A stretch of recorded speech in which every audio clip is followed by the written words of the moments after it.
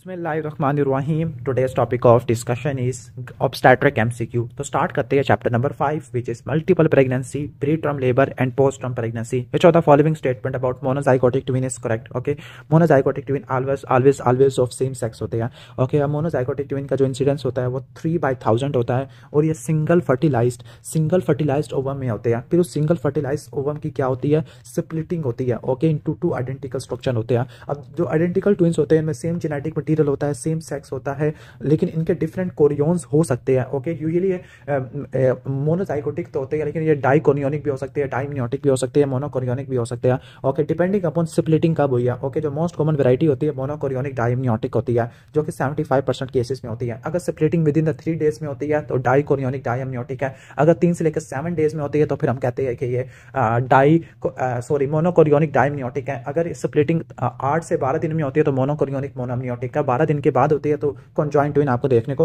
मिलते होते हैं। ओके, आपको मैंने सारा बता दिया। क्वेश्चन नंबर 2 पे चलते हैं। क्वेश्चन नंबर 2 है कि 11 वीक ऑफ जेस्टेशन पे प्रेजेंट हुई है मोनोकोरियोनिक डाइमनियोटिक प्रेगनेंसी है। ऑलरेडी एक्सप्लेन कर चुका हूँ ये किस वक्त होती है।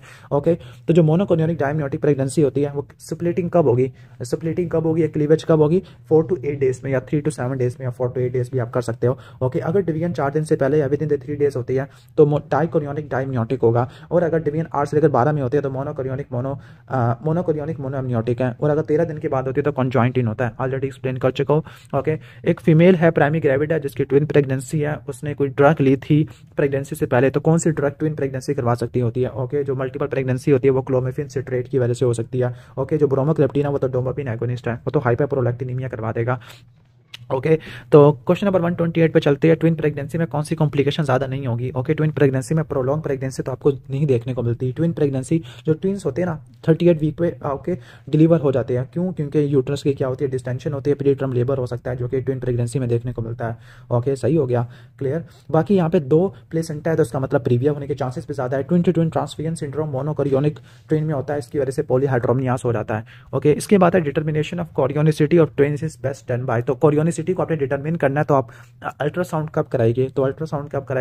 11 वीक ऑफ जेस्टेशन पे कराएंगे। ओके, सही हो गया, 11 वीक ऑफ जेस्टेशन, 11 to 13 या वही डेटिंग स्कैन होता है। ओके, और याद रख लेना कि जो आपके होते हैं लाइक ट्विन पीक साइन या मोनोकोरियोनिक डाइमनियोटिक प्रेगनेंसी में ट्विन पीक साइन या लैम्डा साइन आता है, जबकि मोनोकोरियोनिक डाइमनियोटिक में आपको टी साइन देखने को मिलता है। ये एमसीक्यूज पॉइंट्स थे। ओके, 130 पे चलते हैं। 130 में है कि लाइक अच्छा इसका तो 129 का तो बीटा था, 130 पे आ जाते हैं। 130 में डाइकोरियोनिक ट्विन्स है। Okay, first twin fetal cardiac activity absent है और सेकंड ट्विन अलाइव है। ओके, सेकंड ट्विन अलाइव है लेकिन फर्स्ट की कार्डिक एक्टिविटी नहीं है। तो what is the best management? तो बेस्ट मैनेजमेंट क्या होगा? मॉनिटरिंग करनी है DIC की। ओके, सही हो गया। कहते हैं कि अगर एक ट्विन की डेथ हो जाए तो दूसरे में कोई कॉम्प्लिकेशन नहीं होती सिवाय DIC का, जिसको आपने मॉनिटर करना होता है। ठीक है, ओके, सही हो गया। जबकि मोनोकोरियोनिक ट्विन में क्या होता है? मोनोकोरियोनिक ट्विन में फॉरन इमीडिएट कॉम्प्लिकेशन आ सकती है, लाइक ब्रेन डैमेज हो सकता है, न्यूरो डेवलपमेंटल डिसऑर्डर हो सकता है, तो आपने DIC की मॉनिटरिंग करनी है। Indication of elective C section in twin pregnancy. तो ट्विन प्रेगनेंसी में सी सेक्शन कब नहीं करेंगे?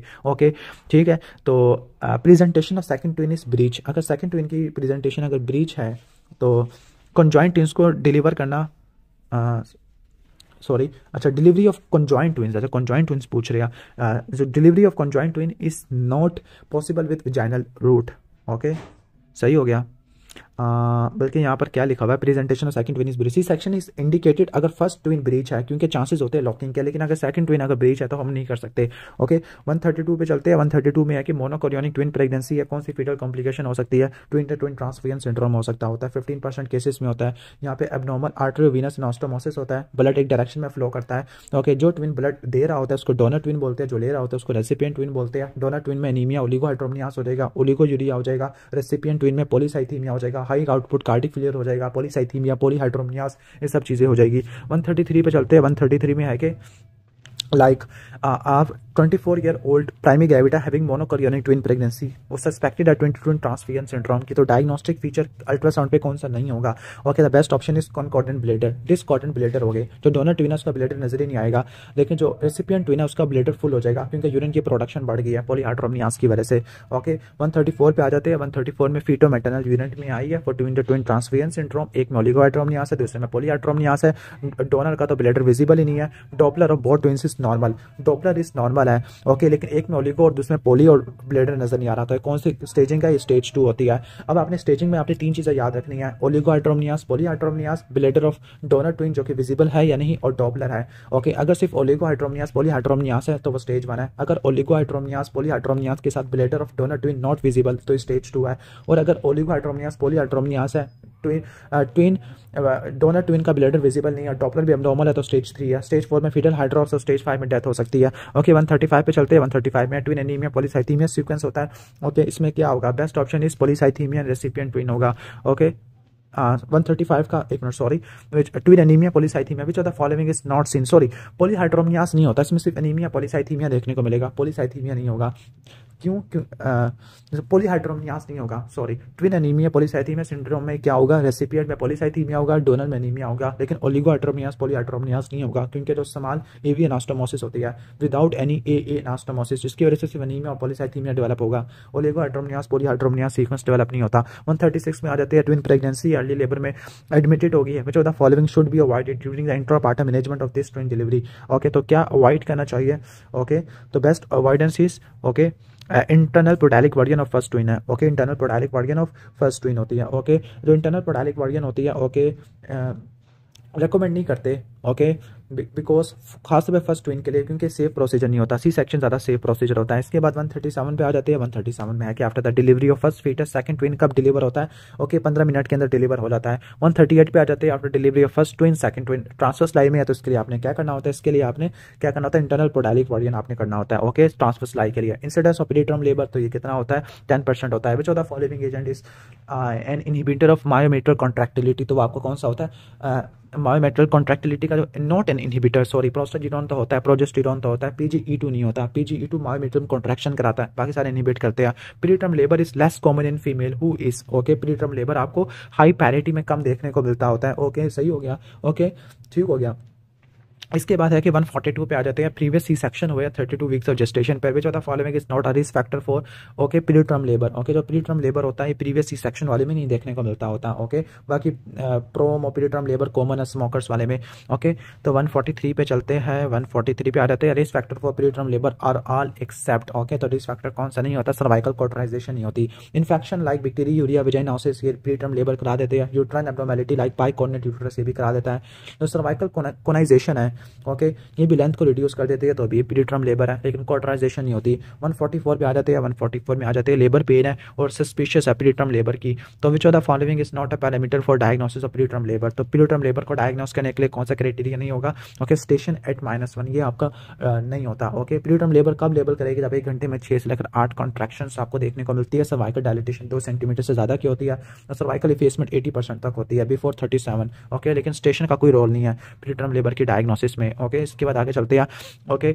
एक फीमेल है प्रीटर्म लेबर 32 वीक्स पे या कॉर्टिकोस्टेरॉइड लगाए गए हैं, कॉर्टिकोस्टेरॉइड की वजह से क्या होगा, RDS होने के चांसेस रिलेटिवली कम होते हैं, पेरिनेटल मोर्टेलिटी कम हो जाएगा, ओके, सही हो गया। अब स्टेरॉइड कब लगाएंगे, जब प्रीटर्म लेबर 24 लेकर 35 के दरमियान में होगा, to reduce the chances of RDS, क्योंकि जो सर्फेक्टेंट की प्रोडक्शन टाइप 2 नीमोसाइड से बढ़ जाती होती है, ओके। इसके अलावा ये इंट्रावेंट्रिकुलर हैमरेज को कम करेगा, RDS को कम करेगा, इंट्रावेंट्रिकुलर हैमरेज को कम करेगा, नेक्रोटाइजिंग एंटीरोकोलाइटिस को कम करेगा। अब यहाँ पर 2 तरह के डोज दे सकते हैं, डेक्सामेथासोन जो कि 4 होती है, ओके, 4 होती है, 4 डोजेज देनी होती है, 6 मिलीग्राम की होती है, ओके, क्लियर, ठीक हो गया। और आपने देना होता है 12 आवर्स अपार्ट, ओके, जबकि जो बीटा मैथासोन है इसकी 2 डोजेज देते हैं, 12 मिलीग्राम की होती है, 24 आवर्स अपार्ट, ओके, सही हो गया, ऑलमोस्ट ये हो जाएगा।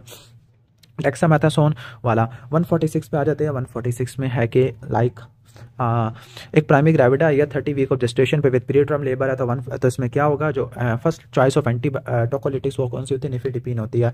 टोकोलिटिक्स करती क्या है, टोकोलिटिक्स थोड़ा सा टाइम बाई कर लेती है, किस चीज़ के लिए, कॉर्टिकोस्टेरॉइड के लिए, ताकि कॉर्टिकोस्टेरॉइड दे सके RDS को, इंट्रावेंट्रिकुलर हैमरेज को, नेक्रोटाइजिंग एंटीरोकोलाइटिस को प्रिवेंट कर सके। इसके अलावा माँ को ऐसी जगह पे ट्रांसफर कर सके जहाँ पे neonatal intensive care facilities available है। जो साल्बुटामोल लिट्रोडीनिन बीटा 2 एगोनिस्ट होती है कि मैटरनल कॉम्प्लिकेशन करा देती है, ओके, सही हो गया, ठीक हो गया। लेकिन जो बेस्ट है वो यही वाली है। इंडोमेथासिन है, इसकी वजह से फीटल कॉम्प्लिकेशन हो सकती है लाइक क्लोयर और डक्टस आर्टरियोसिस है। मैग्नीशियम सल्फेट की वजह से डीप टेंडन रिफ्लेक्सेस में फर्क पड़ता होता है। मेन जो आती है वो निफेटिपिन होती है, कैल्शियम चैनल ब्लॉकर। 147 पे आ जाते हैं मैटरनल कॉम्प्लिकेशन और tocolysis with beta agonist are all except. Beta agonist से क्या नहीं हो सकता, हाइपरकलीमिया नहीं होगा, हाइपोकलीमिया आपको देखने को मिलेगा। 148 पे आ जाते हैं। 148 है कि 32 वीक्स ऑफ जेस्टेशन है विद प्री टर्म लेबर है, उसको इंडोमेथासिन दी गई है। अब इंडोमेथासिन की वजह से क्या नहीं हो सकता, इंडोमेथासिन की वजह से ओके सारी कॉम्प्लिकेशन हो सकती है, सिर्फ पोस्चुरल हाइपोटेंशन ही होगा। अब इंडोमेथासिन है क्या, इंडोमेथासिन प्रोस्टाग्लैंडिन सिंथेसेस इनहिबिटर है। प्रोस्टाग्लैंडिन डक्टस आर्टरियोसिस को मेंटेन करते हैं, अगर इनहिबिट हो जाएगी तो premature closure of ductus arteriosus हो जाएगा,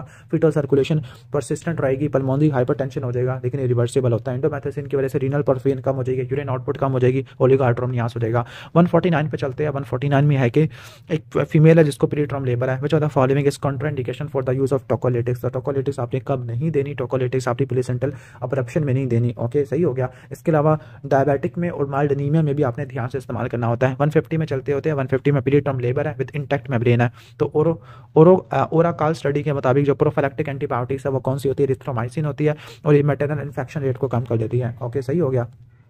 ओके ठीक है, तो मैटरनल इन्फेक्शन को आपने कम करने के लिए एंटीबायोटिक्स वगैरह आपने देनी होती है, ओके। इसके बाद नेक्स्ट हम आगे चलते हैं। 151 पे चलते होते हैं। 151 में है कि ओके तो एक है फीमेल है जिसके 2 प्रीवियस प्री टर्म डिलीवरी 30 और 32 वीक्स पे हो चुके हैं, तो उसकी प्रिडिक्शन चेक करने के लिए नेक्स्ट प्रेगनेंसी में तो वो क्या इस्तेमाल करेंगे, कौन सा इस्तेमाल करेंगे हम, ओके बेस्ट ऑप्शन ओके तो स्क्रीनिंग ऑफ बैक्टीरियल वजाइनोसिस ये करते होते हैं। नहीं सॉरी, यहाँ पे फीटल फाइब्रोनेक्टिन है, बेस्ट टेस्ट क्या होगा, फीटल फाइब्रोनेक्टिन होगा, लेकिन यहाँ पे तो एब्सेंस लिखा हुआ है, ओके सही हो गया। ओके तो फीटल फाइब्रोनेक्टिन को आपने देखना होता है, ओके अवेलेबल नहीं है। इसके बाद cervical length bye transvaginal ultrasound, ये काफी ज्यादा इंपॉर्टेंट है, 2 सेंटीमीटर से नीचे होनी चाहिए। स्क्रीनिंग ऑफ बैक्टीरियल वजाइनोसिस ऐसे इंपॉर्टेंट है, sorry screening of bacterial vaginosis आप ये कर सकते होते हैं, ठीक हो गया। इसके बाद प्राइमरी ग्रेविडा है, establish preterm labour at 33 weeks of gestation है, during her labour which the following intervention is not advisable. तो कौन सी इंटरवेंशन एडवाइजेबल नहीं होगी, routine use of vacuum extractor, okay सही हो गया। ओके तो ये हम वैक्यूम एक्सट्रैक्टर हम नहीं एडवाइस करते हैं time of delivery of pre term baby, okay सही। अगर उसकी नीड होगी तो सिलास्टिक कप्स हम इस्तेमाल करेंगे, ओके ठीक हो गया। इसके बाद 153 पे चलते हैं। 153 है कि protective factor for development of RDS are all except insulin नहीं होती, इंसुलिन तो कम कर देती है, ओके। 154 पे चलते हैं। 154 भी है कि बेबी 33 वीक्स पे डिलीवर हो चुका है, तो उसमें कौन सी कॉम्प्लिकेशन नहीं होगी, ओके सही हो गया। तो जो लर्निंग डिसेबिलिटीज होती है ये लॉन्ग टर्म कॉम्प्लिकेशन होती है, शॉर्ट टर्म कॉम्प्लिकेशन नहीं होती, ठीक हो गया। एक एंटीनेटल क्लिनिक पे फीमेल आई है 12 वीक्स पर, इसके 2 प्री टर्म डिलीवरी हो चुकी है, ओके तो कितना % रिकरेंस होगा, रिलेटिव रिस्क क्या होगा डेवलपिंग प्री टर्म लेबर, तो ये पीएस वाले सवाल है। अगर एक प्री टर्म हो चुका है तो रिलेटिव रिस्क 4 होता है, 2 प्री टर्म है तो 6.5 हो जाएगा, तो बेस्ट ऑप्शन है 6.5, okay. Rescue सर्कलाज, okay rescue सर्कलाज is indicated, कब इंडिकेट करेंगे, if cervix is dilating in early labour without contraction, okay cervical dilatation हो रही है, ओके सही हो गया। तो ओके एक्सेप्शन क्या होगी, prevent cervical circular cervical dilatation without contraction आना चाहिए था, सर्वाइकल डायलेटेशन विद कॉन्ट्रैक्शन ही, बाकी सब केसेस में सर्वाइकल सर्कुलर हम करते होते हैं। 2.5 सेंटीमीटर से कम है, प्रीवियस हिस्ट्री है। 157 पे आ जाते हैं। For the diagnosis of pre PROM है, ओके डिजिटल एग्जामिनेशन, ओके सही है। तो डिजिटल एग्जामिनेशन हम प्रेफर नहीं करते होते प्री प्रोम के लिए, क्यों, क्योंकि इसकी वजह से कोरियोनाइटिस हो जाएगा, लेटेंसी पीरियड कम हो जाएगा, स्टीराल स्पेकुलम एग्जामिनेशन करना होता है। इसके अलावा नाइट्रोजीन और फीटल फाइब्रोनेक्टिन है, या एमनियोटिक फ्लूइड की प्रेजेंस को चेक करने के लिए करते हैं। 158 पे चलते हैं, ओके 158 पे आते हैं। 158 पे ओके रप्चर्ड मेम्ब्रेन है, कंजर्वेटिव मैनेजमेंट इसमें कॉन्ट्राइंडिकेटेड होगी except for biophysical profile of 8/10, इसमें तो लाइकर ऑलमोस्ट सही होता है। 159 पे आ जाते हैं। 159 है, ओके तो 159 में हम आ जाते हैं 34 वीक्स ऑफ जेस्टेशन पे आया, ओके ऑक्सीपिड एंटीरियर पोजीशन है, कौन सा इंस्ट्रूमेंट यूज करेगा असिस्टेड डिलीवरी, तो रेगुलर और प्लेट फॉर्सेप्स आ जाएगा, ओके। आगे 42 + 2 डेज है पोस्ट टर्म प्रेगनेंसी का, तो कौन सा फीचर नहीं होगा पोस्ट टर्म प्रेगनेंसी में, okay absence of scalp hair, scalp hair तो काफी सारे बहुत होते हैं, वर्निक्स नहीं होता, फुल ऑफ मिकोनियम स्ट्रेनिंग होता है। 161 में आ जाते हैं। 42 वीक्स है, इंडक्शन ऑफ लेबर नहीं कराना चाह रही लेकिन वेट करना चाह रही है, तो कौन सा फीटल सर्विलेंस नहीं करेगा जिससे, okay fetal scalp, okay fetal monitoring, okay antenatal fetal monitoring हम किक से कर सकते हैं, लेकिन फीटल ब्लड्स है ये इंट्रापार्टम फीटल हाइपोक्सिया के लिए होता है, तो best option is fetal scalp blood sampling. G3P2 labour में आई है, बेबी में कौन सी कॉम्प्लिकेशन नहीं हो सकती, मतलब पोस्ट टर्म प्रेगनेंसी की कौन सी कॉम्प्लिकेशन नहीं होती, ओके आरडीएस नहीं होता, आरडीएस तो प्री टर्म प्रेगनेंसी में देखने को मिलता होता है।